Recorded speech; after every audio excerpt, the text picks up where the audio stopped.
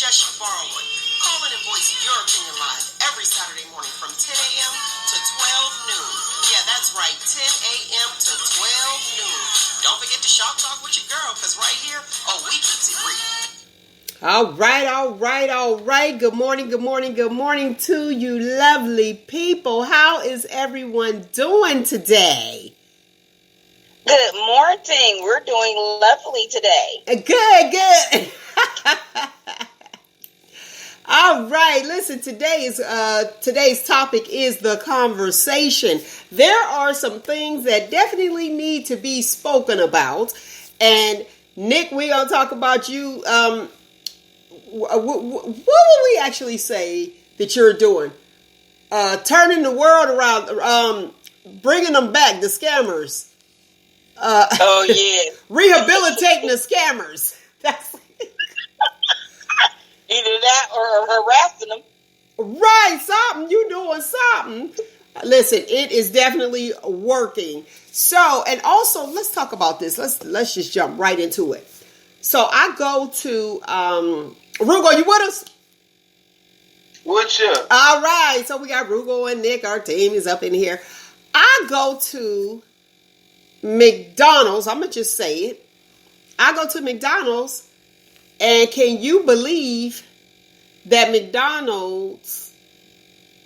Okay, I ordered a medium fry, and it was $2.49. I gave her a $5 bill. I couldn't figure out why I was in the line so long. I'm back there, and I paid her with the $5 bill, and I was like, "Well, what is the problem?" So I'm telling her what my change is to $2.51. So I'm looking like, oh man, is it that she don't understand how much change I should be getting back or what? So I'm like, take your phone out your back pocket, use the calculator, do something. So I wait there probably like 10 minutes. It seemed like 10 minutes. It probably was 7 or 8. Anyway, long story short, she gives me my change back and she says, $2.35. I said, excuse me? And she said, $2.35. And then I said, you're missing something. And she said, well, we don't have any change. So this is all the change that we have. I said, so wait a minute. So this is all the change that you have because y'all don't have change because it's a change shortage. You going to short me? I said, well, just give me the $1. I said, you can take this 35 cents back and just give me the $1. This is $1 billion company. She said, she was like, well, I don't know what to tell you, but we don't have any change. I said, I need to see a manager. How are you going to short me my change because of a problem that you have? What's your thoughts on that?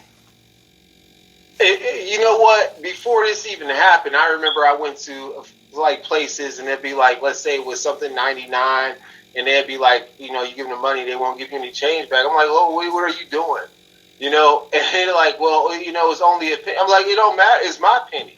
It's not your money to make the decision on. You know what I mean? Is this some BS?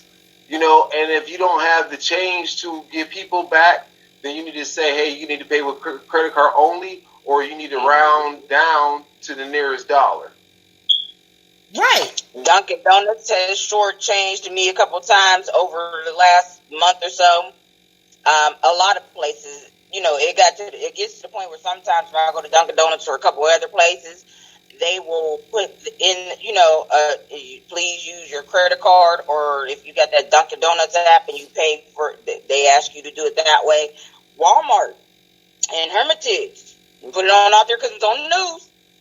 They had been shortchanged me, or having somebody outside let people know that, you know, you're not getting your money back. If you're using currency, you got to get a card. I can respect that though. I can respect somebody telling me in advance that, okay, we don't have change. But go ahead, finish it. But a lot of people are upset about that, which I don't understand why. They telling you they don't have change. Either you buy a card, one of the green dot cards or whatever, Walmart gift cards, or use your debit card or whatever. If you everybody got a debit card, and can't nobody tell me they don't. You got a prepaid debit card or something. But the thing is, somebody got to the news and reported, I think it was 27. 27 reached out to them, and they lied and said, no, it was just a customer that was kind of over-exaggerating, or however they said it. I can't remember. And they turned around the next day 27 busted them because they sent one of their investigators in. And yeah, so don't lie about it. Just say, but yeah, I'm not understanding where this change shortage is coming from. I mean, yes, it was a pandemic, but that was involved with the health, not with the money. So what's going on? You got all this money being made all the time. I don't know if the Federal Reserve. My aunt used to work for the Federal Reserve, but I don't know because they make money all the time. Come on now. Change, dollar bills, 20. They make money all the time. So why is there a change shortage? Where is this coming from? Well, that has been going on with the change shortage, probably because a lot of people are using their cards. So you're trying to make everybody do it. And no, you're not going to sit there and have dibs on me that way. My thing is, don't steal from me. That's the issue that I have. I like the fact that if there is somebody out there that's telling you, okay, we don't have change. Well, guess what? If I knew that they didn't have change at that McDonald's for that medium fry I got, I wouldn't have gone. I would have left. So now you lose the whole $2.49. Roogle, I want you to weigh on this. How do you feel about that? And Roogle did say that use an alternative paying method. And if we don't have it, can you use a credit card? And you're right, because Duncan is one that'll tell you that, credit cards only. Roogle, what's your thoughts? I was just looking up why was the change shortage, and then basically they're saying that because of the circulation of stuff. The issue I have with it is it's kind of funny. No, it's not funny at all. But I guess the thing to me is for me personally, I got jars of change, right? For whatever reason, I just hey, I just got it, whatever. And I'm willing to sell it to anybody if I can get 7% on it. That's a business. Hey, that's a businessman. That's a businessman. Hey, I don't blame you. So give me $1.07 for every dollar I give you. That because think about it like this: when you put the change into those change machines, they take away 7%. Yes, they do. You only get 97 cents for every dollar. You know what I mean? So you put in there, what is that? You put in there $15, you're gonna be short a whole buck. Mm-hmm. Well, my experience that happened, I shared it, and I'm telling you, I said I can't make this up. Somebody was on the phone, and then the live studio audience experienced the same thing at a different place. What was that? Yesterday? What happened? You have to go up. The lady only gave me. She didn't give me my 2 pennies because she didn't have change. See, Roogle? So I ended up giving her 8 cents so she could give me a dime because she didn't have any pennies. I'm telling you, it's different. My situation, once the manager came, she's like, well, what's the problem? I said, the problem is that she owes me $2.51 and she gave me $2.35. Now, what really got me is that, to me, I felt as though she was insulting my intelligence. Because when she gave me the $2.35, she said the $2.35 in my hand like I was okay with it. Like, okay, go ahead forward. Like $2.35, like that's my change. So I had a problem with that. I'm like, did she just insult my... I said, you missing something? And then she said she didn't have change. So she wasn't even saying... I don't think she would have said anything had I not said anything. It's like, okay, I got over. How many people... Go ahead, Roogle. What'd you say? Because they're probably being programmed by their supervisors and stuff and say, just give them the closest amount that you can. And if they catch it, they catch it. If they don't, they don't. And most places like that, they do. That's exactly what the live studio audience was saying. She said that wait, what were your exact words? I don't recall now, but I just told her it appears that either you don't know how to count or that you are stealing it. Oh, there you go. I said, that's how it looks. I said, you might need to speak to your manager about doing this differently because this falls on you. It really does, because you're right. It does look like she's stealing it, like what you doing with my extra money. Mm-hmm. Or you don't know how to count, because I felt like she didn't know how to count. I'm like, if you don't take that phone out your back pocket and use the calculator or something. And then when she finally said it, but I was offended when she sat there and said $2.35. She gave me all these nickels. And I said, we're missing something. Mine just gave me the change without saying it again. And I knew I should have had 2 more pennies. And I said, so you're just going to keep my pennies? And she was like, well, I don't have any pennies. We don't have any change. So what, like what Nick was saying, hoping you just go on. But maybe you should ask, you know, tell me this. And maybe I'd say, well, don't worry about it. I said, but just to take it from me. I said, that's a little different. I said, here, I'm going to give you 8 cents and you can give me a dime. Yeah, see, that's nuts to me. I could have my 2 pennies. And I told her when she said that they didn't have the, all they had was just the 35 cent for change. I said, well, go ahead and give me, I said, you can take this 35 cent back and give me $1. This is $1 billion company. Why are you taking from the people that barely have? Yeah. And to make that company richer. Like, to me, that's not okay.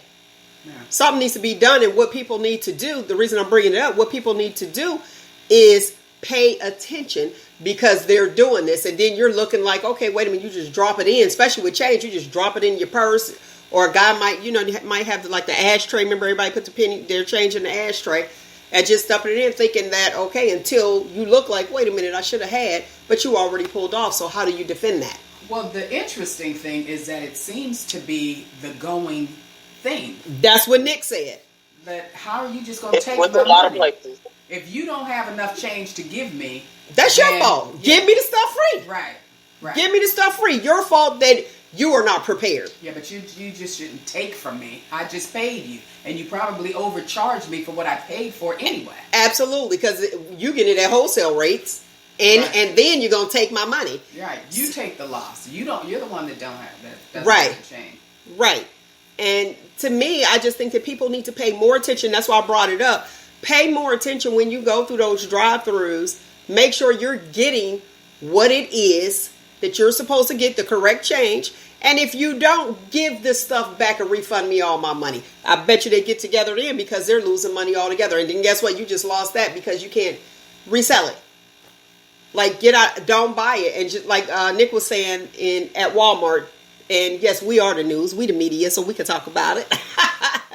Right. And in Walmart, in Hermitage, how do you sit there and you say, okay, well, first of all, I like the fact that they said that what they don't have, and they gave you an option. So you didn't have an option. She just took your little 2 pennies, just like Roogle said. You just taking my penny, like, that's my penny. Yeah, you're supposed to count your pennies. The dollars add up for themselves. Right. And it's just like, how are you going to dictate what I get when I'm buying something from you, and the only way that you are in business is because of me, and you want to take from me? Not okay. Not okay. So I'm getting ready to do what they usually do when they be blaming stuff on our old president, and he ain't have nothing to do with it. This didn't happen when Obama was in our office. This is the orange man's fault. This is his fault.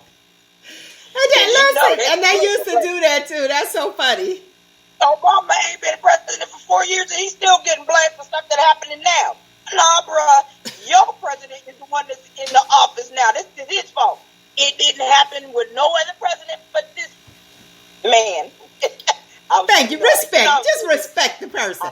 Respect people who respect you. That's what I'm gonna say. But look, and I'm gonna use that loosely. You heard me. I'm gonna use it loosely. That's right.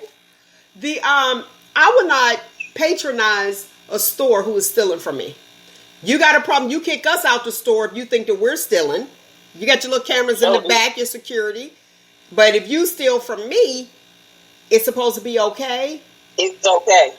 No, I'm not shopping there. If you can't give me my proper change, if you don't have what I need, I'm not shopping there. And that's what we need to do. And if you go to those fast food restaurants and they don't want to give you your change, your proper change, give them all the food back and go to one who actually can accommodate you without stealing from you. That's a problem. I just can't go back somewhere. Look, you see where I got now? I can't go back somewhere if you stole from me.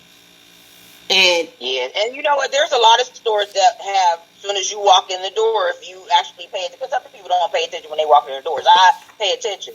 They have signs and let people know that they are short on change. A lot of these stores have been doing that lately too. But you know, a lot of people don't pay attention when they walk in, they just one track mind, and you fussing with your kids, fussing with your husband or whatever, and you walking in not really paying attention. I bet you they paying attention if you think you gonna walk in without a mask. You gonna pimp right back to that car and get your mask. I'm like, you gonna pimp right back. They gonna catch you. Roogle. So are you telling us that your next vehicle will be bought in the jar of change? Your little big jar. It just might be. It just might be. Just throw it up there, like you asked for. Look at you. It just might be. Like I'm about to buy a new car in change only. In change. Hey. Here go my nickels. I got about $30 worth of change in my look, because I got a little penny bank, look like a mason jar, and it has the counter on top. Put that money in here, and it tells you how much you got. And a lot of people use those, like, remember, what was it, 10-gallon or 5-gallon water jugs? I used to use one of them too, the 5-gallon ones. Well, listen, they need some change. Roogle is on to something. If you pay me $1.07 for each dollar, might as well. That's a businessman. That's a business mind. Mm-hmm. Yep. All right, Roogle, let's get right into it. Let's talk PoliTricks. Well, I come today to Shop Talk on Mel with a sad heart today, because last night we lost Ruth Bader Ginsburg. Ruth Bader Ginsburg was a Supreme Court justice for the United States Supreme Court. She had battled cancer over the last few years or so, and I don't know what her. I know she had another bout of cancer that she was fighting, but I don't know exactly if that was, how. Basically, I think it probably led to her death, but they didn't really say all that. But anyway, we lost her. And what this means for us is that President Trump has the opportunity to be able to replace her position with another nomination to the Supreme Court, which would lead in the situation to have a majority of conservative or Republican appointed justices. So we're in a situation where it is almost imperative that Biden get elected, because the Supreme Court lays in the balance of this. And the reason I say this is because currently Supreme Court Justice Roberts, he was appointed by Bush, but he's actually done things in a nonpartisan way. And the people that Trump has appointed have been really aligned to things that aren't necessarily that don't necessarily take in the scope or progression of America, but taking a political line of what the super conservative Republicans will want it to be. And so some people may view this as like gay marriage potentially being overturned, women's reproduction rights being overturned, and all of this and all these other things that people feel that you should have a right to. So the main theme is so much hangs in this presidency, in this next who becomes elected in the fall, that depending on how you want our futures, and when I say this, like we can't look at it as the next 4 years, we can't look at it as the next 8 years or whatever, but we have to look at it as the lifetime of those people who make the decisions on how our country is ran, and how do we want those decisions to be made. So we really, truly got to go out here and evaluate what we want our country to be, and who is going to be that person that's going to be able to have us get to that goal. And if it's not the person we currently have, then you need to get out and vote for the person you think it will be. So that's a big thing. Also, what has happened is that the New York Times, they introduced a curriculum for students to learn American history, and it was called the 1619 Project. Do you remember that? Anyway, it goes back to talk about You know, we need to look at America from when the first slave ships came here, and that was 1619, and talk about how that has impacted America and everything like that. So what Trump has come out and said is that he wants to support a curriculum that focuses on 1776, and talks about America because he feels like the other curriculum makes people want to hate America versus telling the truth about what America is. The issue for me is that if you talk about 1619 or 1976, it's still a history of American it's still a history, a retelling of American history that involves slavery, that involves subjugation, that involves these terrible, heinous acts that was rolled out by the government in that time. Now we want to talk about the independence from Great Britain and stuff, and that's cool. But the issue is that the underlying fact is it doesn't matter if it was 1619 or 1776. Slavery didn't end until, like, what was it, 1830, was it 1858, 1856, 53, 56, 53, whatever. But 1858. Yeah, but the point I'm saying is, like, it's still, from that point, it's still like 100 years of this, like, BS, you know what I mean, of stuff that was horrible. So it's like, you don't want people, like, you want to erase the fact that these things happen. And you don't want to erase it and tell us to get over it. That was 400 years ago. Get over it. Yeah, and the thing is that he also wants to stop.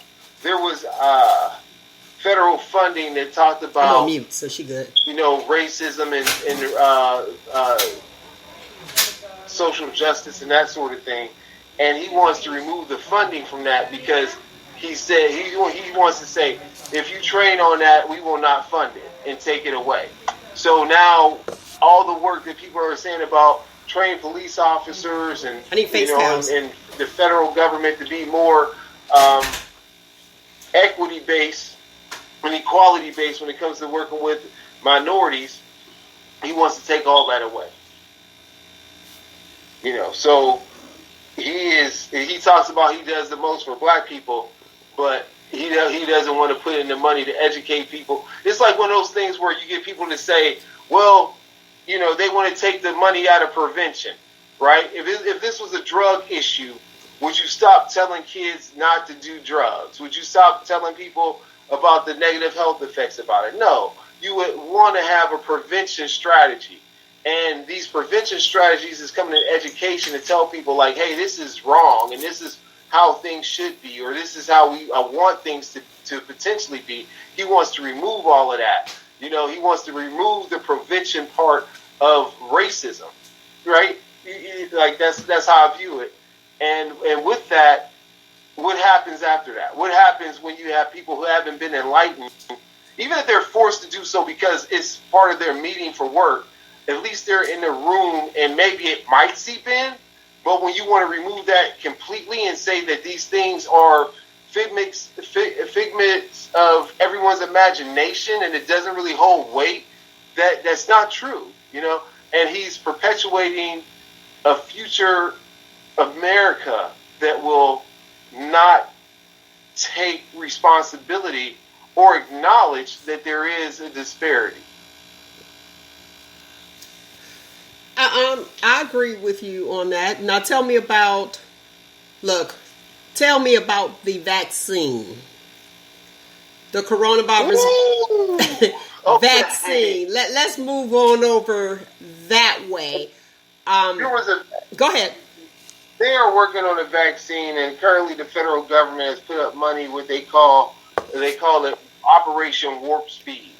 And so what this is that they're paying all these pharmaceutical companies monies to be able to get the research done and do what they got to do to bring out a vaccine, you know. And so I think it was AstraZeneca, but it was a pharmaceutical company that came out with a vaccine, and they were testing it, and somebody got severely sick. They didn't say what the sickness was. They didn't say anything about that. But it was enough for them to be like, hey, we got to stop this right now. And you know what's interesting? What's interesting about that, they didn't say the race that particular individual was who got really, really sick. Almost death. So... Yeah, they didn't... Yeah. Mm-hmm. And... So, but go ahead. Uh-huh. No, I was going to say it was enough to stop the trials.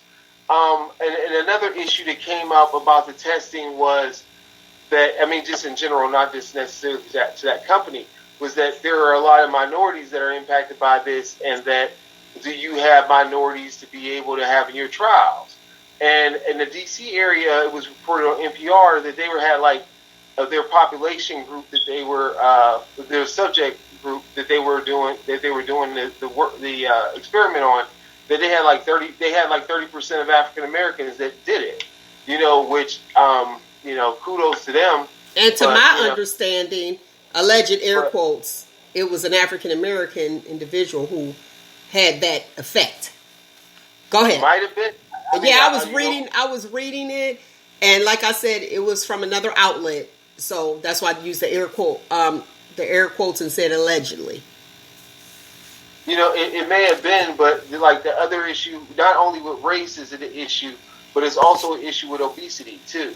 Because what I found out was that a lot of folks who take certain vaccines, they're ineffective based off of people having a body mass index over 40. Yes.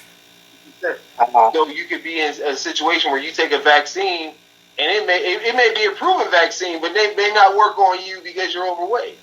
Which I didn't know that. I had no idea about that. Well, here it's the same thing with medicine. That's why, let's look at children's medication. The amount that is used is based on the weight, the kilograms. So you'll know, okay, why are we? Why do we? This particular child has to have 2 teaspoons versus 1. And with vaccines, it's usually, let's use our TB vaccine for example. You're pulling it down to 0.5. So everybody gets the same amount. So that might be something to it as well. If you have a BMI over a certain amount, and a BMI over 40 is overweight, grossly obese. But they didn't say it like if you had a BMI over that amount that you should get 2 shots or some kind of. No, they're not going to do that. But I'm just saying, they didn't say it was a matter of upping the dosage. Mm-hmm. But and I get what you're saying about the medication and things like that too. But there's a lot of factors being involved in this, and the president said, well, we'll have something by the time of election day or whatever, blah blah blah, and then the other people, the scientists, are saying you'll be lucky if you have something by June. Right. Here's the thing, you have there's so many vaccines that are out there, and they've taken centuries before they were actually safe to administer to people, to come out. Do you think that this vaccine is politically driven? Well, I think it's politically driven on the basis that you have the government that's you have the president that's telling you that they're going to do this thing to kind of speed it up. But the issue is that there was a scientist just this week that came out and said the most important thing that people can do right now is wear a mask, because the mask will probably be more effective than a vaccine, just because of getting it out there, getting people to take it, and doing all those other things. Take personal responsibility. And we have a president that's now been on the road talking about not to wear a mask, and it's ridiculous and all that kind of stuff. And she's straddling the fence on this because he wants to appeal to his base for some reason, believes that they shouldn't take personal responsibility to protect themselves when wearing these masks. You know what I mean? Yes. Yeah, it's ridiculous. Nick, go ahead and weigh on this. What's your thoughts? They are trying to me, it seems like you said, it's a political standpoint, trying to rush this vaccine so that way, if it does work before the election, then that's one more notch on Trump's belt where he could say, well, while I was president, I cured the world and I did. Man, bad with all that. Because he really don't care. To me, it's just, like you said, it's going to take a while. And, of course, this is new to us, but these sort of pandemics is not new to the world. It seems like every 100 years, it's something that quarantines the whole entire. So, yeah, it's nothing new to the world. It's new to us, but if you ask some folks' great-grandparents or some of them that were babies at that time or, little, they can remember the last pandemic that actually had the world quarantined. So, yeah, this is nothing new. It's just something that every so many to us. 100 years, the earth is going to go through. It's like a cycle. It's a pandemic to us, yes, but it's nothing new. It's just something that people are just going to have to get used to until they find a vaccine that's going to work and not make people sick or not kill folks. And, sometimes, depending on that person's health, something might not agree with that's in the vaccine might not agree with it. So their systems. It's just something we have to learn to live with. It's not like this. Okay, can I ask you this question? Something we learn. I have to ask you this question. Something we need to learn to live with. So my question to you is: would you be willing to be part of the trial experiment? They gonna have to have it. They gonna have to have that. Well, how we gonna live with it, Nick? If you don't want to sit there and participate and be part of the trial. I saw where they were saying that they need more African American people to volunteer. Now, we ain't too keen on that because we did it a couple of shows ago. We remember the Tuskegee experiment. Get out of here. Exactly. So y'all ain't gonna keep killing us. Right. So we're not really like, okay, we're not really gung ho and ready to just go. But I will say, and I have to, I respect and I appreciate the people that actually are willing to allow, that are putting themselves on the line to say, okay, let's find a cure. So kudos to all of you lovely people who decided, okay, well, I'll come in and you can test me. Now, those are real heroes. Those are real heroes to try, to let's get a hold on this thing. Back when I was talking about, do I think that it's politically motivated as far as for the virus? You had a good point. That's a valid point. I didn't think of that as far as like going out of presidency, going out with something on a high, going out on a high, so to speak. And we don't know where the people, who's going to vote for them and who's not. But that's a point to say, hey, this could go down in history. Here's my legacy. This is what I did. I told you guys before, months back, my thought and theory on, before it was like close the schools down, close the churches, everybody stay home. We need to get a hold on this thing. That right there, I said, now all of a sudden we're going to open up the churches and the schools. And that's where usually voting happens at. I said, so is it so that people can go out and vote?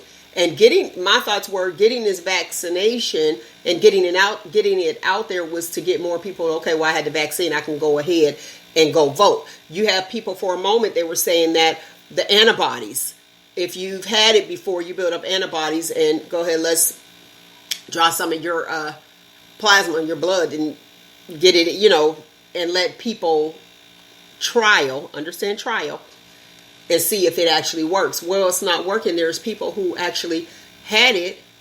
They supposedly had built up antibodies, but they get it again. So I guess they didn't have enough. So it's all trial and error. That's what it boils down to, trial and error. Go ahead, Roogle. What you were saying, though, because I think there was a misconception. People were trying to think like this was like chicken pox or something, where if you got it once, you were okay. Right. But you have had cases of people getting it again. Who've had it once. Getting it twice. The other thing is Kent State.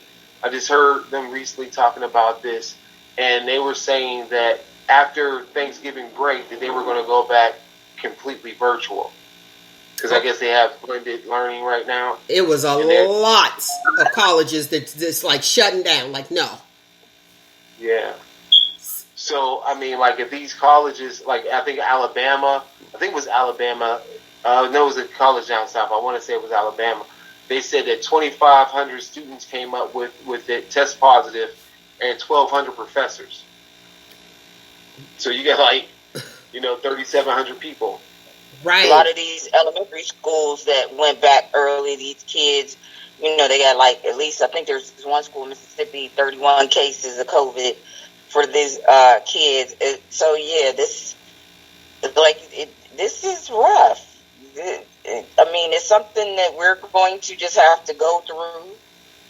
But yeah, it's kind of hard. You got a lot of parents that refuse. I'm not sending my kids back to school. Be okay with doing the online. I think there's a lot of people who started doing homeschooling anyway. But then you have some of these parents that need to go out and work. They can't really afford daycare or, babysitters and things like that. So it's a rough time for everybody. Jobs, they're just now trying to get back to the point where they're hiring, but places aren't open like they were. They're cutting back their staff. They're cutting back their hours. It's rough. It hit a lot of people. It affected a lot of people with it. With the coronavirus. And the reason I'm going to say that, the reason that they're probably not hiring the staff that they had before is because you figure you have to, how a certain percentage of how many people could go into your establishment at a time. So it's like, okay, do I still lose? Because you lost a lot of business when we shut down. You lost a lot of money because you still had that overhead to pay. So now it's like, okay, well, we have this and we're trying to get back on track. They had that, remember, what was it, about a month ago, they had this one Chinese restaurant that had a COVID tax. Hold on a minute. Remember we talked about that? And it was like, wait a second, a COVID tax just because they opened back up. That's not my fault. That's the world's fault, and you trying to tax me, and here I'm going back to what's important to me. Now, I ordered this, and then you're going to tax on a COVID tax. I didn't give y'all COVID.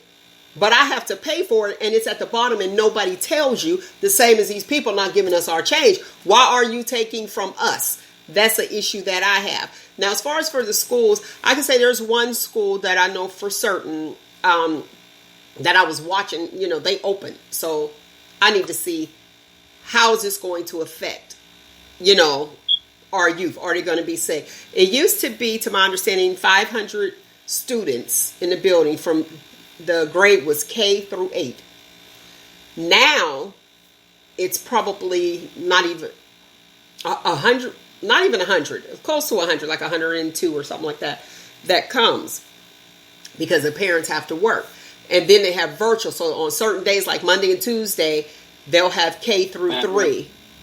And Thursday and Friday, they'll have 4 through 8. So they have certain people in the classroom. They don't change the classes anymore. They have them in the same classroom, and then they just do one clean. And then on Wednesday, no one comes, and they clean. They do a thorough cleaning, so no one is there. As far as for the 6 students, I haven't seen many.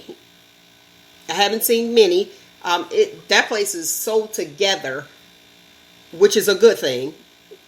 The lunch aides actually take the food to the classroom so they can stay instead of, so they keep their social distancing and they don't have to worry about interacting with other people. So the teacher is in that classroom. So God forbid, if something were to occur or somebody tested positive, they knew who they were in contact with.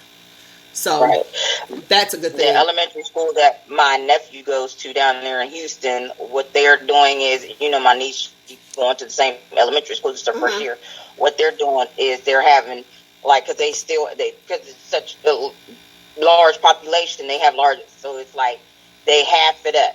1 week, half the kids are going to school and the other half are learning online. Okay. And then the next week they have the other one. So it's like they're trying to figure out how they're going to do it. If they're going to do it like every other day, once a week, you have half the students there, and then the other half the next week. And so they're still playing with things like that, but it seems to have worked so far. They, their first week of school, everybody was online. Then the following week, my niece, she was in kindergarten, she went, She's been there for the last 2 weeks. My nephew was still online, and then last week was his first week in the classroom. I believe he's in the classroom again this coming week, and then they'll be back online for like a week or two. So they're trying to. I will say one thing. If there is a sick child, the parents are on it. Now, the one particular day, this one lady said, I'm not able to come and pick the child up. Now, that was an issue for me during this time. You can't pick the child up at this time. And it wasn't symptoms of the coronavirus or COVID or anything. But for something like that, and at this time, if your child doesn't feel well and you say off top, I can't come and pick my child up, I said, well, I'll go to the next person on the list. Because somebody, especially during this time, someone has to pick you. If you have your child going into the building, the brick and mortar, someone has to pick your child up. Roogle, as an educator, and you were dealing with, I know you were dealing with the little people, how do you think the teachers feel as far as teaching virtually and in the classroom? Well, I think the thing is that whenever you're doing anything, you want to have people present, and I think like the learning curve as far as for the distant learning, it's an issue because you can't, it's so many moving pieces to control. Before, when you have one classroom to manage, you got to use your classroom management skills, and you could probably be able to manage all 20 kids and make sure they're on task. When you're online learning, it takes a lot of self-discipline from those students to be engaged in what's going on.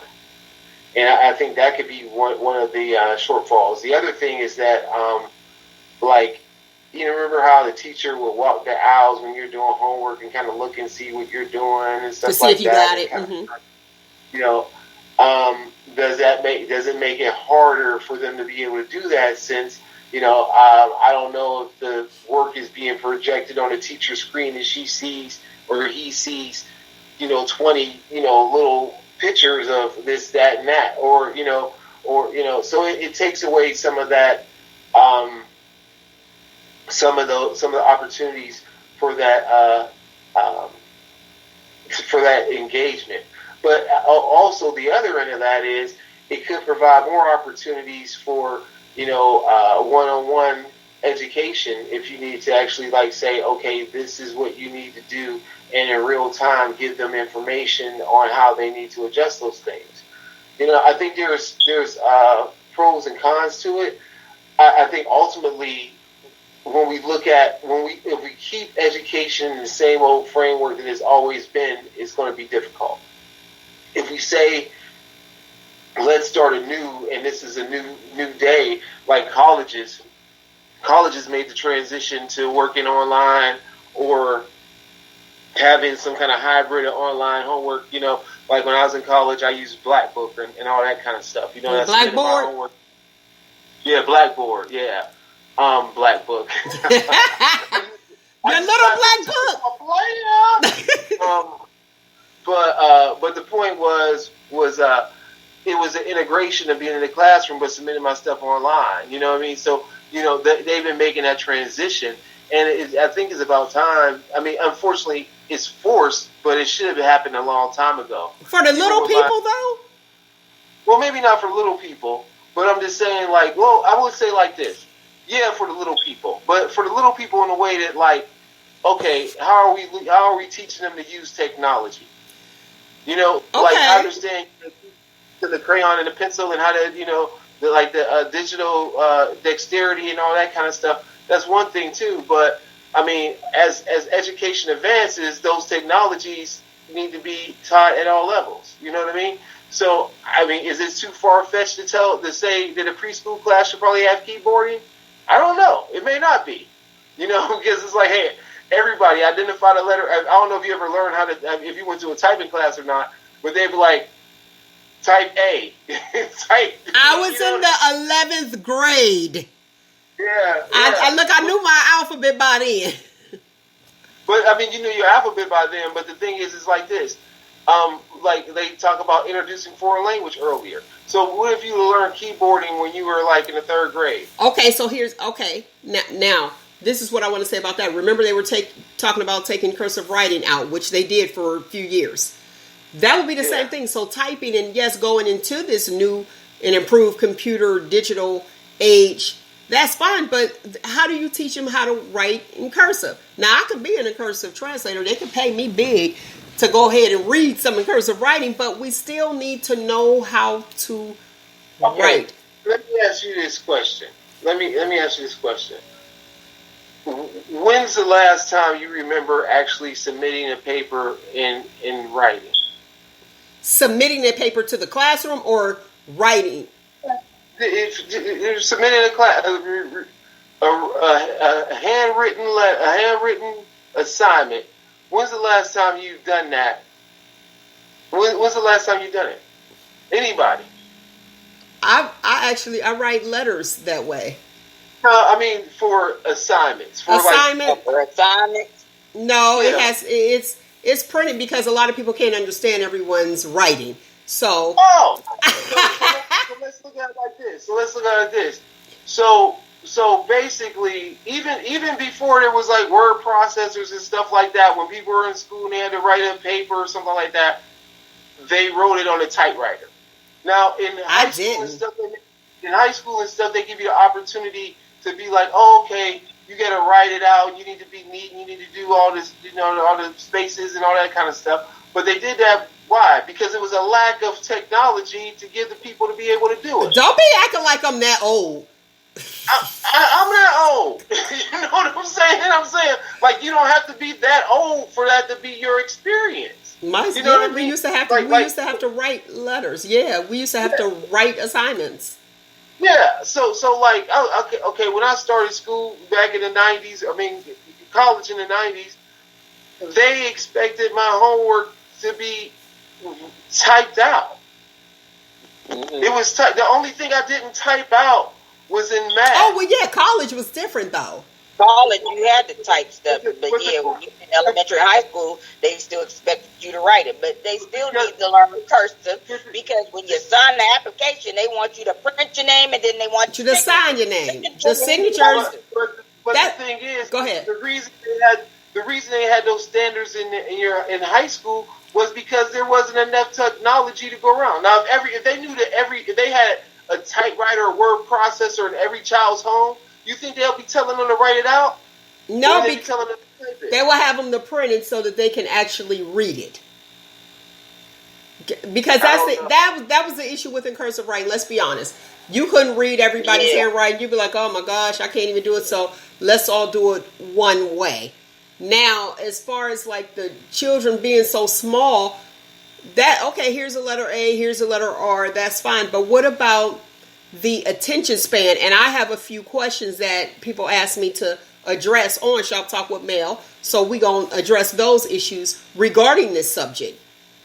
I spoke to some high schoolers, and their complaint about the whole virtual learning is we do more work at home than we did in the classroom in the 45 minutes.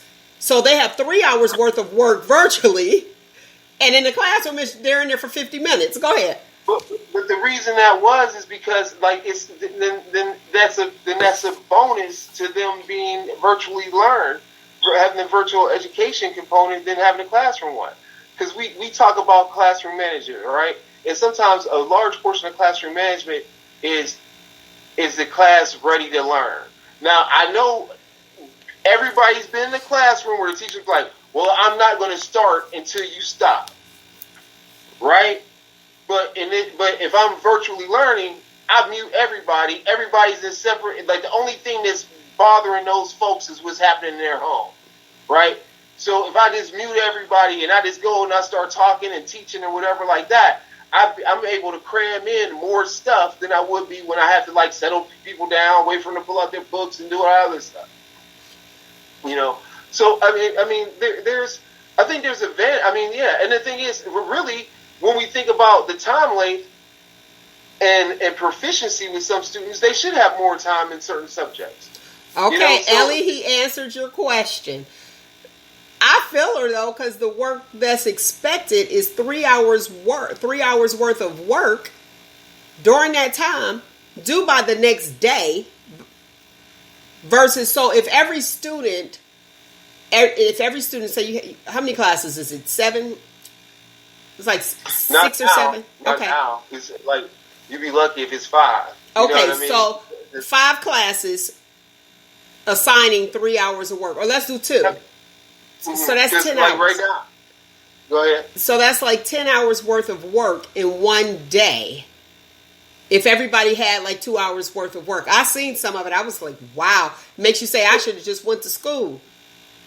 Well, I think the thing is, though, like, because when I seen, like, this stuff, like, you got to remember, too, though, there's no class on, like, in Youngstown City Schools, there's no class on Wednesday. Okay. And, right, that's what I'm saying. And that's like, that, class on, at the school I was at, they clean on Wednesday. So no class on Wednesday. Okay. No class on Wednesday. So you get an opportunity to be able to do stuff. The thing is now is that we have to have our children they have to be time management oriented. The little people, time management oriented. That's hard to do. Like you saying the little people, but I mean, how little is these people? They're Like, elementary students. You have to get to that place. Listen. I'm not. Let's look at this. Okay, people see puppies. Okay, not that I'm saying the children are puppies, but let's look at a puppy. A puppy hopping around and jumping and doing good stuff. The time that a puppy sit down, when it sits down, is when it's a dog, and it's like, okay, I'll go eat and I'll go do what I do. But puppies, they all over the place. So it's the same thing with us. We are people, and when we're young, we got all that energy, and we got to get it out. We got to sit in front of a computer all day and not do nothing, even though we're supposed to. Go ahead. Like, the preschoolers, they don't go as long. They don't go a whole day and all that stuff. And they do their. Let's talk the first and second. Let's go first and second graders. I would have to pull up the sheet to see, because I do have a sheet of the things. Mm-hmm. But there are breaks throughout that time and that sort of thing. But when I was in first grade, I don't remember any of this like running around stuff that you're talking about. I had a good time. Well, not where I went to school. Well, first right, yeah, we had stuff, but we had gym. Yeah, you had gym, but that was like one day a week. That wasn't every day. Yeah, you're right. I'm sitting there, We okay. had recess every day, so yeah. Recess every Right, thanks, Nick. Yeah, you have recess every day, and they give them a break or whatever. You get a break and you get a lunch break and stuff like that, and it's not as long. But you're also talking about like children. People have the ability, like, oh, I gotta use the bathroom. Go. They ain't, there's no raising hands and waiting for somebody to acknowledge you and all that stuff to leave the room. Like there's a lot more of that. Like there's a lot more independence being put on the students to be able to say, I have to manage my time within. If I'm going to take my learning seriously, then I know I can't goof off and stuff, right? Because sometimes when you're in school, you're like, oh, I got to go to the bathroom. Not to say you didn't have to use the bathroom, but you kind of needed a break. Or the teacher would be like, okay, everybody's getting kind of fatigued. Let's line up at the door, and now everybody goes to the hallway, go use the bathroom, get a drink of water, right? Right.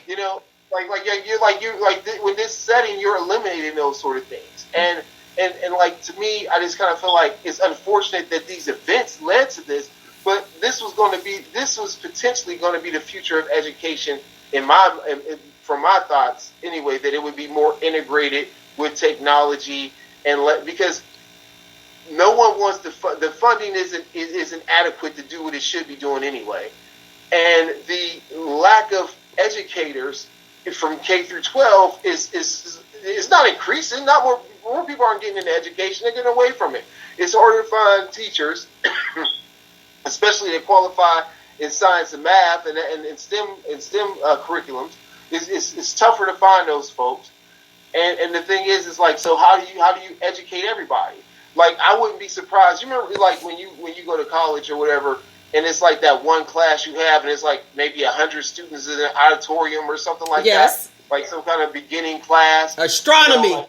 Yeah, like, here's the beginning class. Everybody come in and learn it. But if you're serious about it, you start getting into smaller classes and stuff like that entry class. I wouldn't be surprised if you start seeing things like, well, here's this history class, or here's this class, whatever the class is, that has 100 students in it. Now, we would personally be upset because we know that the smaller the ratio, the better outcome for students. Right, the more help you get.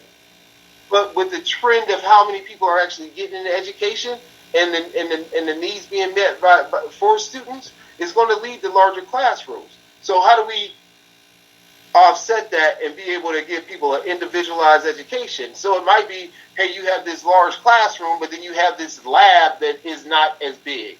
And that's what's happening right now in the Youngstown City Schools, is that they'll have a class, it might be math, it might be 45 minutes in this particular classroom setting with everybody, but then there's breakout sessions for a half an hour or whatever it is for more intricate, to meet those individual needs. And it's like Head Start. Head Start has the same example. Like Head Start, early childhood education, pre-K, they had large group and small group. They've been doing that for years. Okay, but listen to this. Okay, now let's add this in. I definitely want to address these other questions that parents are concerned with as well. The parents here, first of all, what you're saying, I get it, and you want to do. When someone is next to you, you don't want to, and you're talking about, I don't know which phase that is, autonomy versus shame, or initiative versus guilt, when you're dealing with the younger children. So yes, they don't want to hurt you. They don't want to hurt your feelings. They want to please the adult in the room at that age. If you're on here, the parent has to be right with the student. What about the working parent? How do they end up, how do they teach their children? How do they keep them on task when they have to work? That's one. And then also when you have multiple students that are in school at the same time, like a fourth grader or a kindergartner and maybe a high schooler, how does that work? Because it was one lady who went to work and the teacher texted her and told her that her son was asleep in class. And here's the issue. They couldn't be in the same room because of all the different grades they were in, and they were learning different things. So you have that distraction of what are you doing, that whole thing. So they're in their rooms. And so the mother was upset, and she said, probably because his classroom is in his bedroom. He was still laid in the bed. She's at work. So he signs in. She's at work. She gets a text saying that he's asleep in classroom. She can't leave work to go home to make sure that her child, who is in the 6th grade, is awake. You know what I mean? That one being in the 6th grade. But he was in his bed. But the picture that she showed, he was in his bed under the blanket, sleep. So when she gets off work, she has to say he got a 0 for that class because he was asleep. But here it is. And he was in the 6th grade. But it's what about the younger person? You're penalizing them for not being adult enough and responsible enough to be in their classroom and to be where they are.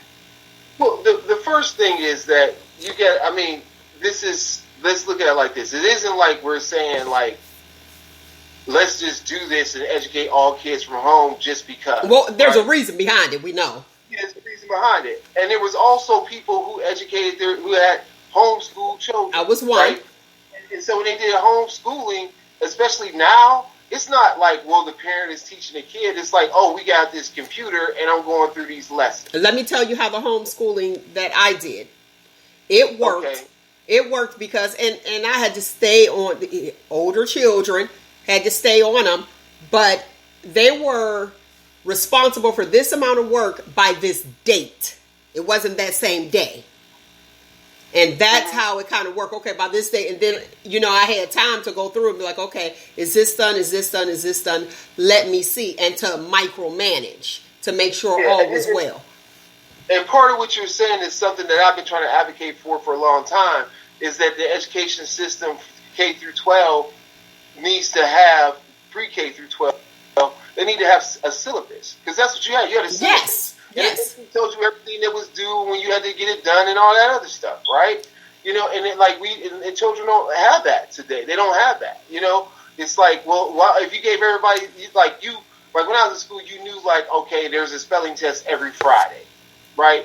What you didn't know was that the teacher was going to go to chapter 12 first versus going to chapter 10, you know, for whatever reason. Which those are things that things that happen because they felt like you should learn this before you learn that, and they, you know, build on. Mm-hmm.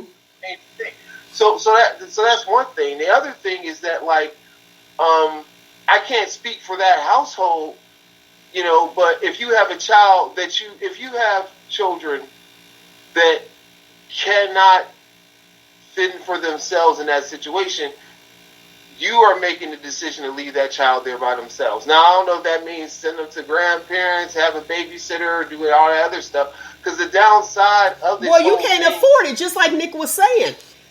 Sometimes you can't afford child care. Everybody's working day shift. You have to work in order to pay your bills so you can have electric to plug in these devices. So the downside to this is that our school system has doubled as a child care facility. Yes, you know, it has. But the concern is it's not like they're saying we just want to do this for the sake of doing it. We're doing it because we have to. Even if your child gets sick and they're asymptomatic, you may catch it and not be. You know what I mean? So, I mean, because this was an issue that I tackled this week. Somebody came to me and they said that they were told that it was a mandate that they be home with the child while they were being educated. And when I looked at the policy, there was no such mandate. No, I saw that too. Somebody mentioned that, and I said I don't see it. I read it, I didn't see it. It's no such mandate. I mean, you know, and I even checked with some people. It's like, no, we haven't addressed that issue. You know, that's up to the parent. You know how they do that. So, you know, you go and you think about, like, okay, if I have a child that's in the 6th grade, mm-hmm. are they responsible enough to log on, do what they got to do, and participate in the class? Now, if I kid that's a kindergartner, well, I wouldn't leave them home alone. Oh, no, definitely not. You know, but the 6th grader, I mean, that's questionable. You know, based off of, you know, a lot of different things. You know, how that parent evaluates their ability to be able to do such a thing. But I think the thing is that we're looking at this as it's this change based upon a pandemic. If it was systematic change based off of what was best for learning, I think it would be done differently. Mm-hmm. And it was one thing that I advocated early on for our school district before this happened, was that we started to go one-to-one with technology, meaning every student had a device. And I was saying this in 2015. No, before it happened. Well, hey, you were the one to talk about TV curse words. See, you seen it at the beginning. The forefront. You seen it, and look, you was like, hey, wait a minute, I see this. Yeah, but the thing is it's like we talk about having our kids ready for the next for the world, ready for the world. But we're not integrating technology into their learning process. Okay, now wait, let me now we're being forced to do so, and we're having a lot of loss doing it. We are. Okay, here's the last one. Don't need to read it verbatim. Parent is in the household. So you do have a lot of parents that are in the household, and you have the student. The student is a great parent. I mean, a great student, and the parent might not be so grand. These parents are having issues with the teacher telling them what they need to do in their household. Meaning, now, see, listen, this stuff is real, and I keep those questions coming.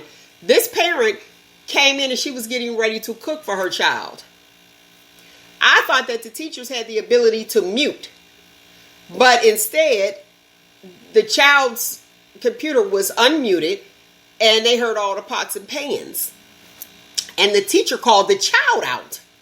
So now you have an issue because the child said, with all the noise, and they said this particular child's name, we're going to have to hold on because of all the noise in this particular child's name house. And that's what the parent said. So now that's what the teacher said. So now the parent comes in on the screen, and she said, you don't run. So now they're going back and forth. You don't run what goes on in my house. If you have a problem. And she was right. She didn't say it like that. But she was right. Muted. I'm cooking for my child. It's about to be lunchtime. You got me being a lunch aide. It's about to be lunchtime. Well, and I think though too, when we're learning how to use this technology, people like even when I'm on meetings now, if it's a phone conference, if it's Zoom or whatever, there has to always be an announcement. Oh, everybody mute their line. If you're not speaking, mute your line or whatever, because you can hear background noise, right? That's a common occurrence of things that happen. Now, I don't know how the teacher addressed it, because really it's how you address things that get you in and out of trouble. You know what I mean? But the constant thing should be, hey, if you're not asking a question, because on there you can put like your hand up or something like that. You can put a coffee cup up to say you're taking a break or whatever. Like you can do some things on the Zoom, if they're using that. But I think the thing is that in any setting you set ground rules. And if I was a teacher, I would be like, hey, one ground rule is if you're not trying to address me or we're not having a conversation, please mute your end.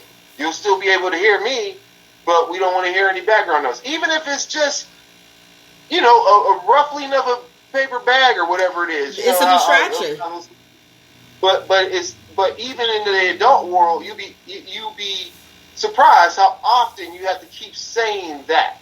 Yes, I would say that even in the adult world. So yes. So I mean, the teachers.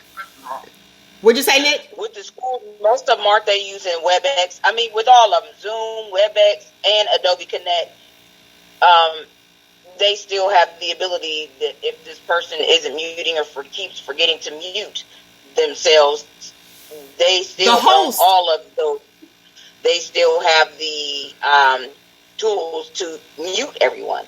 So instead of her calling out this child in front of all those people, she could have just went on ahead and muted, especially since she knew where it was coming from. Muted. See that's... and maybe have a conversation with the parent afterwards. And they could have had that. But it's like you said, it's all blown away. It was addressed. That teacher was wrong. Period. Point blank. You were wrong. Yes, I know you had to tell them 50 million times, and you have to tell it off 50 million times, but you on those, and when you're the presenter, you have the option to mute everybody. That's all she had to do, and then address it with that parent later. There was no need for all of that to get in an exchange with all these other students in front of it. So the teacher started that, and the teacher was wrong. Period. No. Point blank. I don't care if the teacher is listening, baby. Guess what? You was wrong. Just admit you was wrong, because you could have avoided that whole confrontation especially in front of everyone else's children. Yes. And to add to what Vicky is saying, I remember I was listening to this article on NPR. They were talking about how kids are being educated. This is before COVID. Mm-hmm. It was just the environment of the house. Like we tell kids, like this was an argument on why sometimes homework is not assigned. Because we can't account for every child having equity in their workspace at home. Like, is there a place for you to work? Is it a place for you to actually have quiet time to concentrate, or a table to write on, and all that kind of stuff that, like, we kind of just think, like, we just take for granted, right? Because education is a middle-class institution, and it's based off of people who, have the means, if you will. So like they were saying that it may be unfair to the student to assign those certain things when you don't know what's going on in the household. Is there like a household with like extended family living in there, and all kinds of different things that can impede that upon is something to consider. And this was one criticism that I had, because I think that our school district should have put out information that says, they told parents, well, we expect this kind of behavior from the kids, but they didn't really tell them the importance of saying, like, is there a way for you to have, like, a work area for that child? Is it a way to be able to ensure that there's less distractions during that time period? Whatever that looks like. You know what I mean? I don't know. Because I would think that would be something that's designed based off of every family. Now, but go ahead.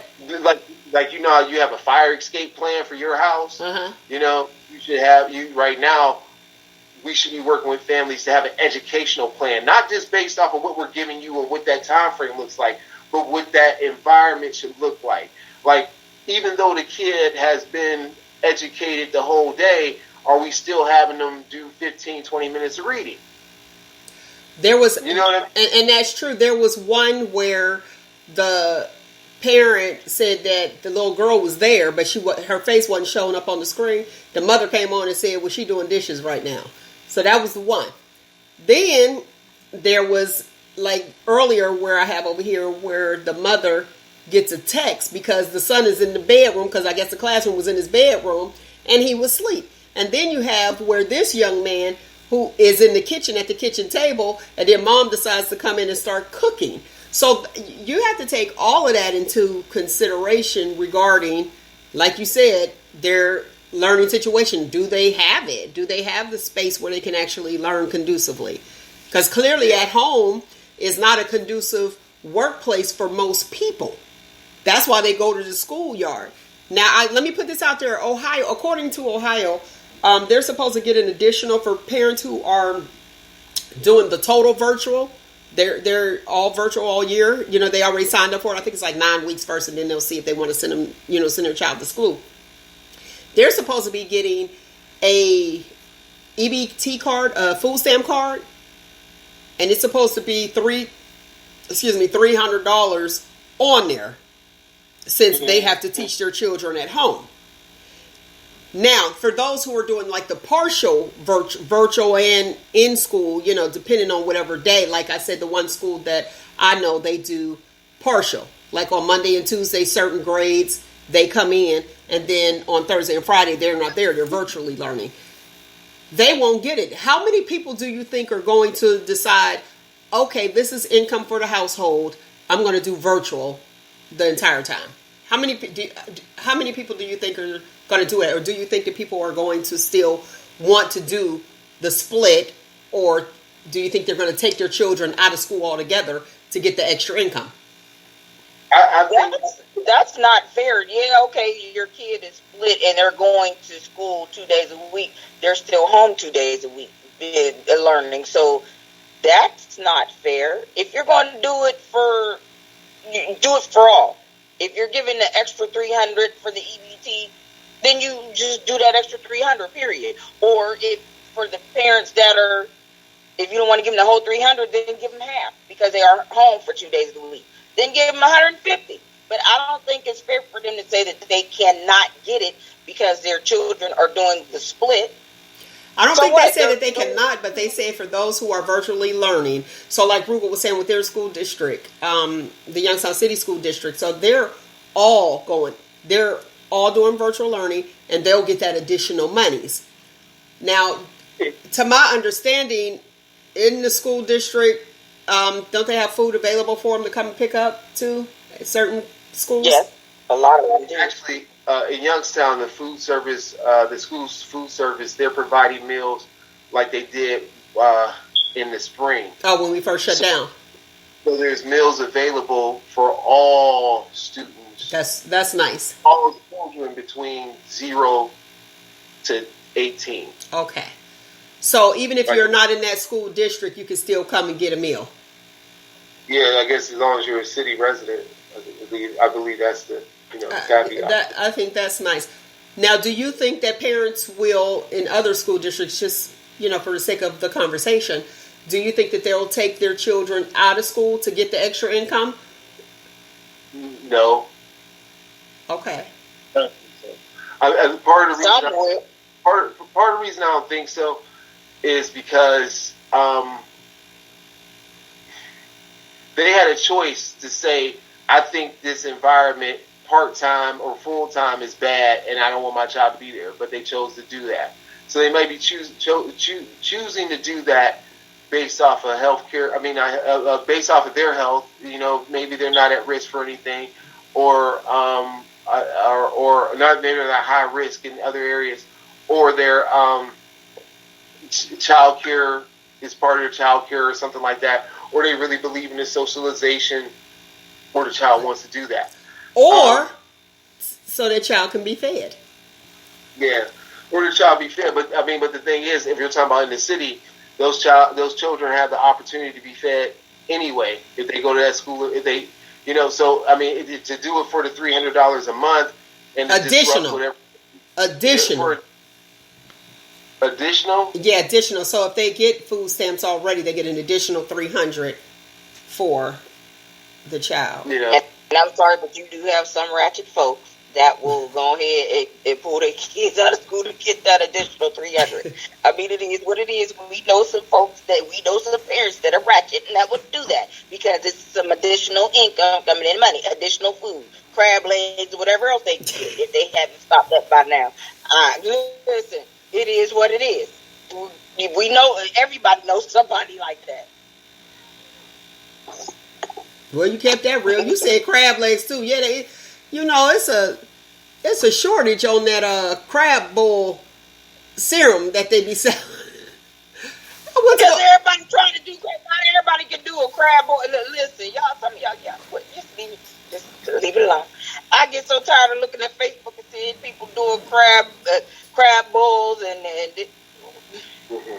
just leave it alone. Just leave it alone. Because some of y'all crab boils be looking ratchet. Well, looking like imitation boils. You said imitation boil. Well, here's the thing, though. With the crab boils, I did see one that had boiled eggs. Now, I'm not a cooker, but I've never seen a crab boil that had boiled eggs. Roogle, you cook. You seen a crab boil with boiled eggs? I haven't seen that before. Okay, well, you go on Facebook. I think I did see that too. But when you go live in the South or be around people in the South that actually do the crab boils, you ain't seeing no eggs in there.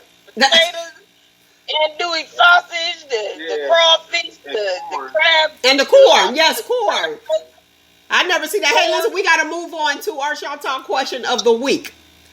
If your spouse doesn't want sex and the other spouse does it anyway, is that rape? Yes, it is. Period, point blank, end of conversation. It's rape. I don't understand the question. That is the question. I mean, Nick, you want to explain the question? The question is, okay, say you want sex and your wife not feeling like it, and she's like, no, I don't feel like it, and you hop on top and take it anyway. Is that considered rape? Do you think she would be wrong if she decided to call the police on you and file rape charges? Yeah, that's rape. Because if I tell you no, that's it. Is that your understanding of the question?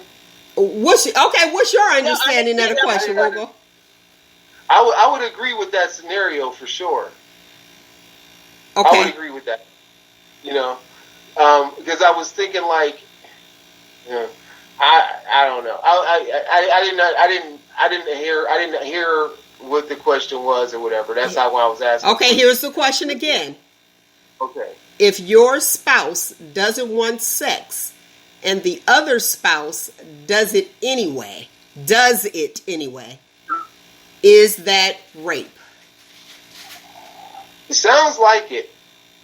Yes. You're saying it sounds like it. Because, because I'm thinking at first, it sounds, yeah. It sounds like it, okay. Yeah, because regardless of whether you're married or not, no is still no. I don't feel like it. I don't want to be bothered. I don't feel like I don't want to be bothered. I'm not arguing that. I'm not arguing that fact.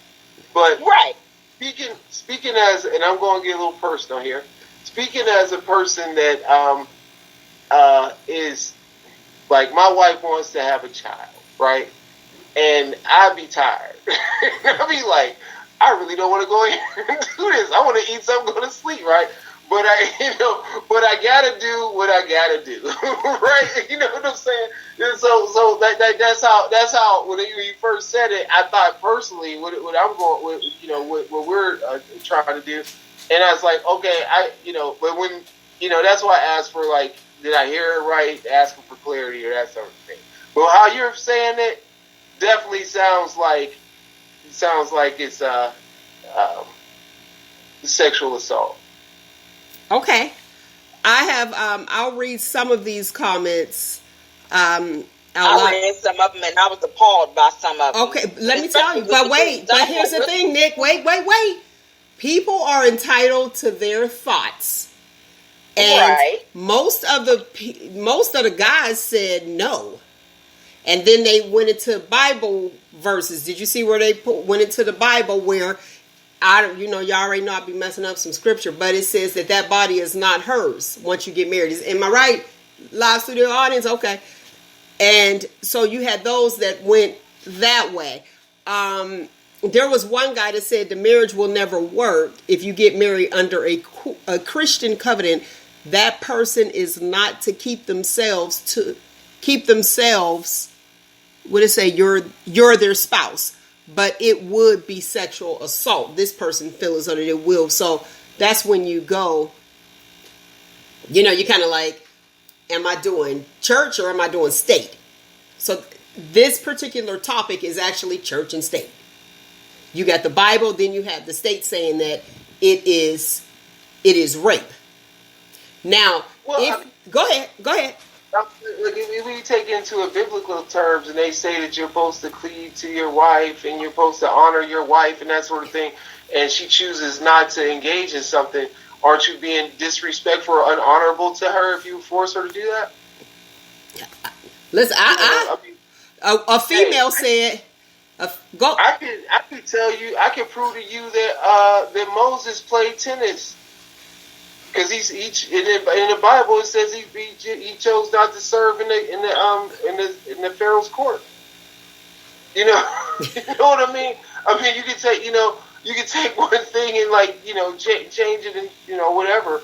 I think when you take in all those other factors too, you got to consider that, right? Okay. I mean, here's another comment. Here's another comment. One said yes, but if you keep asking, then maybe she'll say yeah. Another female said coercion is rape also. When you're married? Coercion. Well, she said the word coercion. No. Coercion is not like, that's serious, the word coercion. It is. Because Go ahead. That doesn't sound like, that sounds like, to me, well, if you don't want to have sex, then get out my house. But how often do you hear that? I mean, not in your household, but I mean. No, I mean in general. It's almost like a blackmail. I've heard people say blackmail. I've heard people use those sort of tactics if someone didn't like something that was going on. I don't know if it was necessarily tied to sex, but I've heard that being the end of an argument. Well, if you don't like this, then you can leave, or you don't want that, you can go. Right. Listen, for those that choose to quote the Bible, for people will quote the Bible when it's a narrative that's going to fit them, which kills me because you're not completely going to live it. Because also in the Bible it's telling you about coveting thy neighbor's wife. You're not supposed to cheat. When you married, you cleave to your wife and you leave. You know what I mean? So you still have. But if your wife says no. If your wife says no, and then, okay, so you don't want to rape her, so you're like, okay, whatever, then you go somewhere else, are you wrong? Yes, because you're married.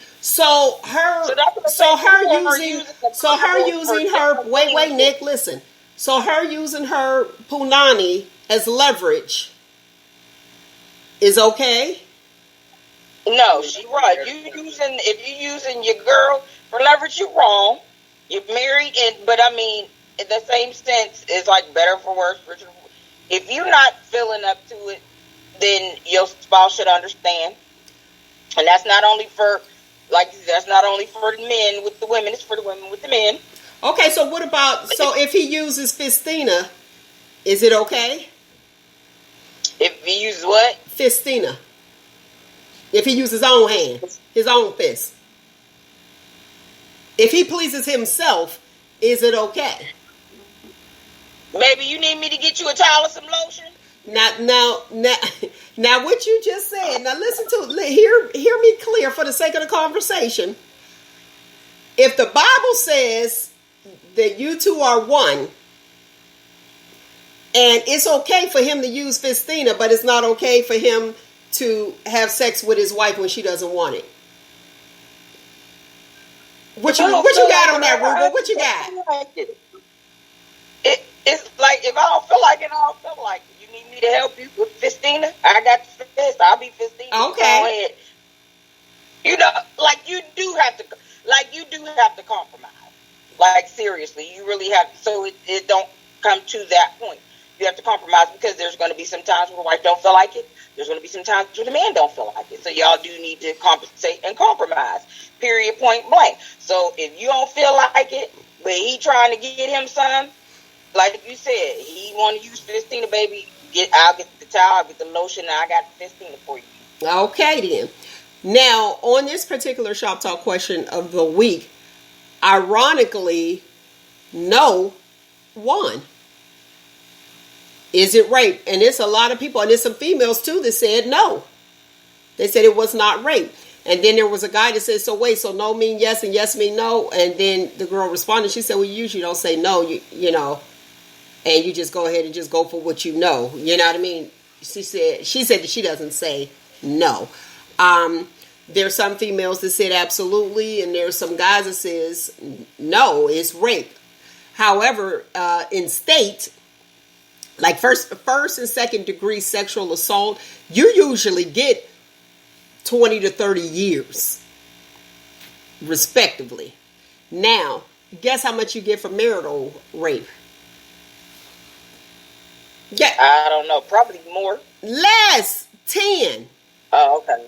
But here's the catch: the spouse has to report it within 30 days, even if they're living in separate homes. You have 30 days to report it, but you get 10 years.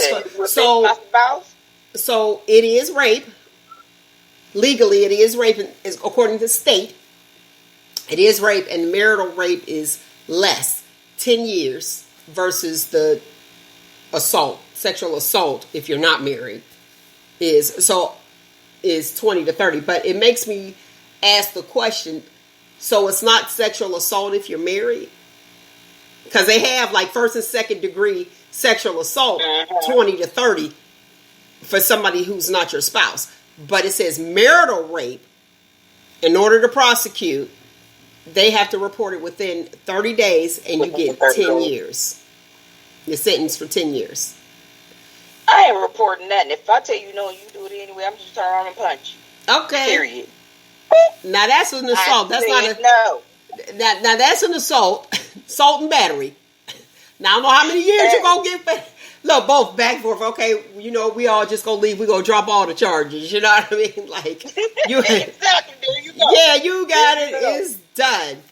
All right, Nick. I want you to. Exactly. If I tell you no, that's what I mean. I'm gonna turn around and I'm gonna knock the hell out of you. Excuse my language. I said no. I don't feel like it tonight. Now I'll make up for it the next day or so. But if I don't feel like it that night, bruh, you better back on up, because if I got to tell you no again and you still doing it, it's going to be a fight in this bedroom. Now, you know what? A guy commented, I don't know if you read that particular one on there, where he said that if she says no, he's immediately turned off. So he don't want it. And he said that right. Did you read that particular one? That comment? It's so many comments. He said he's turned off. And when he said that he was turned off, he said, I'm turned off and I'll never ask again. So, sounds like that marriage is like over. Like, I need to be out of it. File for a divorce. Now, they do grant divorces based on not performing your wifely duties, or that's considered a wifely duty. Did you know that? No. Well, yeah, that is considered your wifely duty, but then that also falls on the man, too. Oh. Don't just put everything on the wife, it also falls on the man, too. But there, again, this is where the conversation needs to be had about everything, financial, sexual, all of that, before you get married and take that step. People who really nowadays need to just like, okay, listen, there's going to be days where sometimes I don't feel like having sex. If you know, how do you feel about that? I mean, all of these. Can we keep it real? Let's keep it real. Roogle, I believe when he got married, they had counseling. Yeah. You did. Now, do you think that people are going to say what you want to hear in counseling? Do you think they're going to be truthful? I think the biggest part is, I think like if it was one-on-one with that person, you would. But sometimes with that third person in there kind of mediating it, you may mentor. Make it look good for that third person, like especially if you in front of the preacher doing the counseling. Okay, hold on, Nick, because I'm gonna ask you. Finish, Roogle. What'd you say? I mean, not. I mean, I heard what she's saying about make it look good, but I think sometimes there's like how much of that truly intimate relationship or that intimacy that you want do you want to share with somebody? Like sometimes, like I think you want to discover it. You know what I mean? Versus like, well, should we talk about this? Like, does it seem mechanical? Versus like, this is something on the forefront. Because some people may look at. I'm trying to think of one issue. Sex was one of the issues that when I went through counseling that they had. We went through like a 10-week curriculum and all this other stuff. It might have been more than 10 weeks, but it was a lot of stuff. And they still send me emails. But the thing was like, they want you to go back when you do that homework and have those intimate conversations. But sometimes like expressing it in that moment may not be what you want to do. Especially, it just may not be what you want to do. But you gotta be honest with yourself to have that once you leave the room. Okay, Nick. I really think that some people are just gonna make it look good, or they're just gonna tell that person what they want to hear to get what they want. But to me, you really do need to have those conversations before you say I do. And if you have those conversations honestly and truthfully, and really get to know that person and know what they expect out of you and what you expect, and they know what you expect out of them, then you can go ahead and make that decision. Okay, well, is this person right for me? And you won't have as many divorces as you have now, because you know what to expect out of that other person, and you're okay with it, and they're okay with it. Versus, okay, this is a surprise. Okay, now it's becoming a problem. People just don't say what you think that other person want to hear, and people do that all the time. They do it all the time because they want a husband. Roogle, in your marriage counseling, did you have questions that came up that you forgot to ask? Like, did they say, and then you say, that is important. I think I would think there were some things that I probably should have asked. But my marriage is a little bit different as far as like being married to a foreigner. Mm-hmm. Like there were some things more that I should get in more in depth with about the culture. Mm-hmm. That I didn't do. But with that being said, though, people should still have that in-depth conversation with people about their culture, because it would be like if someone had a different religion or they grew up differently than you are. Like, are you truly attuned to what that means?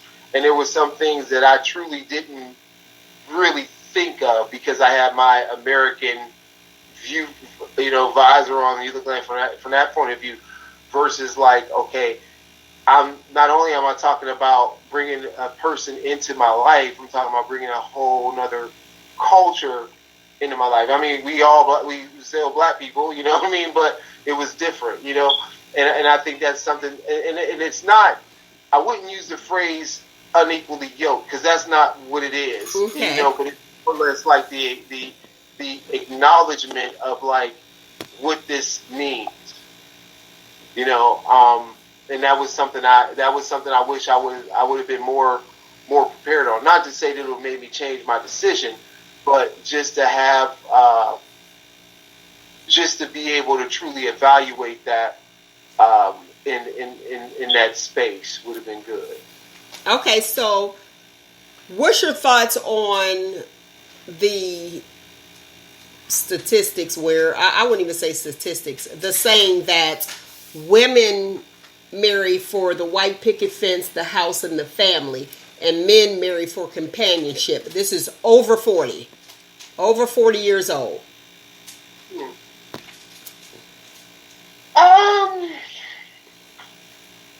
muted it.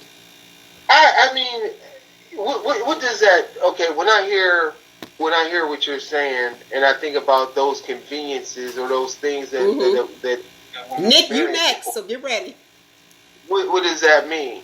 Well, I think that means like there's a few things you can take from that. That's stability. That's having something that you like. That like as far as like property and things like that. That's like building like the foundation for a future. And so I mean I don't know if one of them, if companionship way stronger than stability. And I'm not talking about just financial stability. I mean, that stability can be, relationship stability and that sort of thing. When you look at that white picket fence house or whatever, you also have to imagine, well, someone's doing the flower bed, someone's cutting the grass, someone's painting the house. We don't see all that. Look, it's not us that's doing it. It's you. I mean, but that's not, you can't maintain. You got to maintain it. You can have it, but if you have it, you don't maintain it. Then what is that, right? So companionship that they're saying the man has probably leans into more like maintaining that dream or that stability that she would like, right? Right.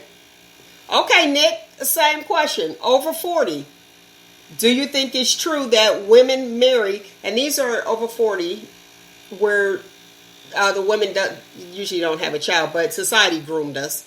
You have your family, your children, your white picket fence, a nice little dog. You want everything perfect, but we want somebody else to pay it, obviously. But Nick, what's your thoughts on that? Over 40, I really think it's for companionship and stability. From a female's perspective? Over 40. Okay. Yes, over 40. Under 40, then yeah, that's when you get into the white picket fence and the family and all that. Over 40 is for companionship and stability. If you over 40, you want companionship, get a dog, get a cat, get a bird, get a fish, something. But usually they say that men over 40, they marry for companionship.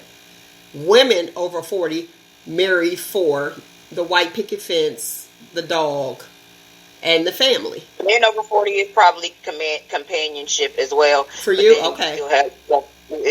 But you still have some of those that get married and still decide they want to cheat.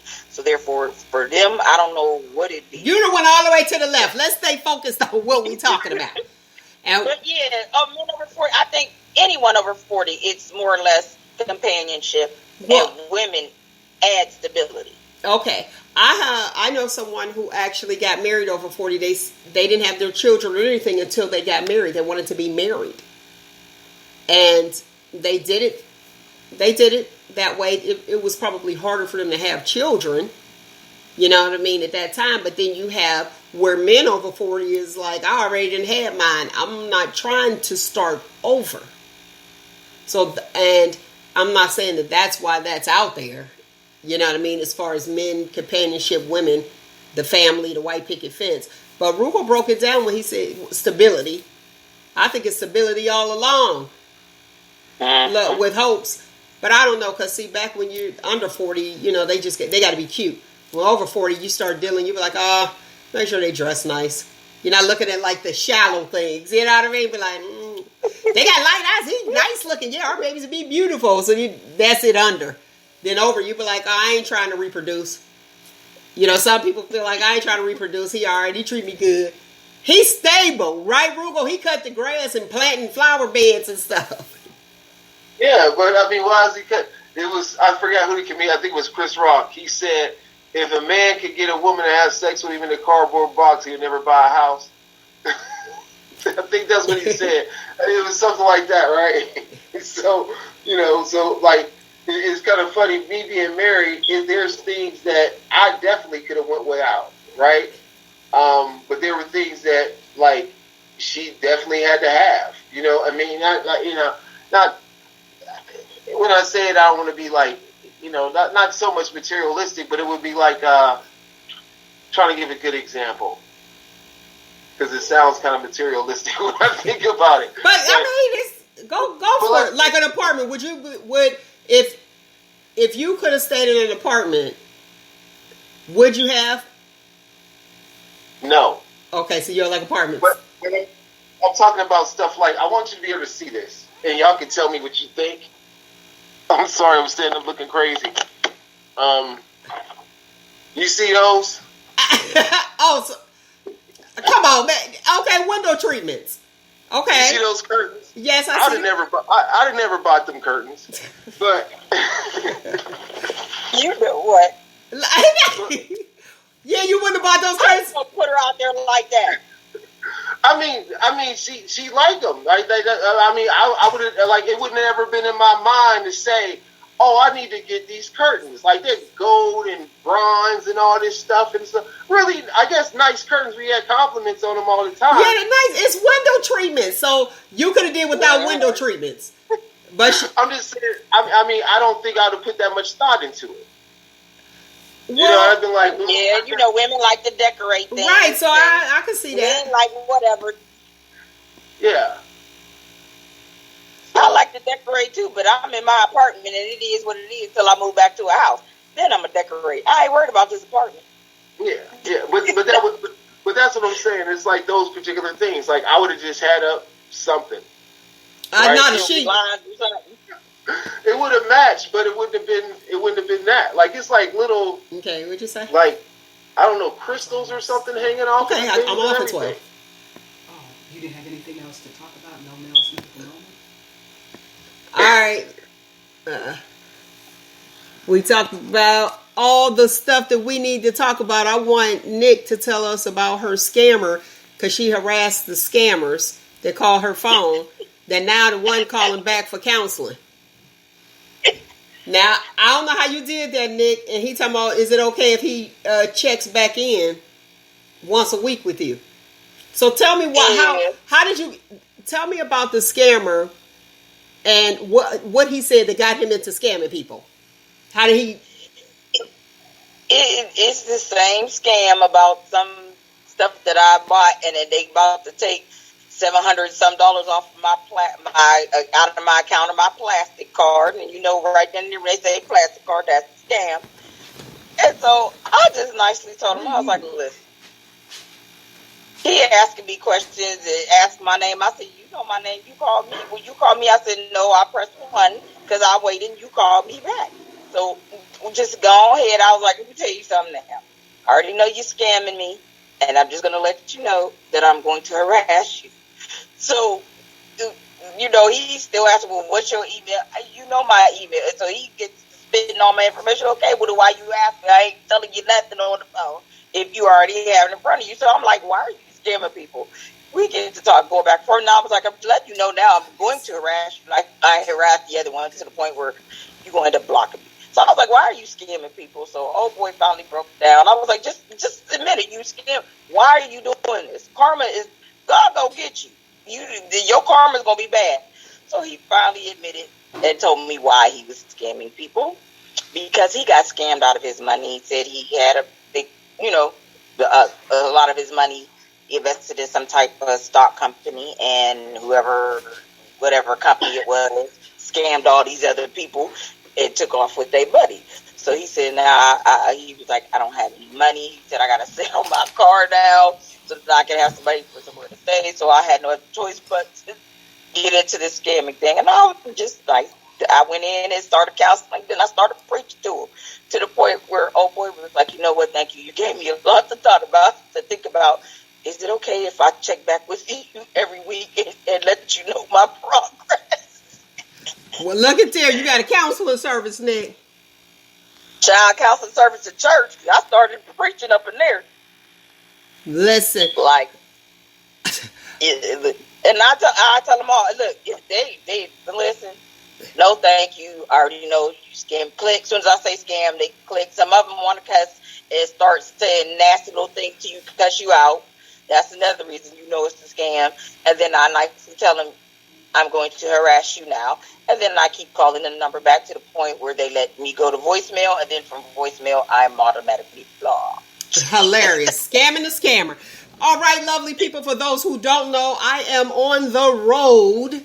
So me being on the road, I'm sure you heard like the knocks, the room service that you need to clean it. I was like, are you gotta be kidding me? Like, is this happening right now? So if you hear all that lovely stuff, just know that Shop Talk with Mel is on the go. It is that time, lovely people. I thoroughly enjoyed you as I do each and every single Saturday. You already know what it is. Find you, embrace you. Most importantly, always, always love you. Until next week, people. Shop time.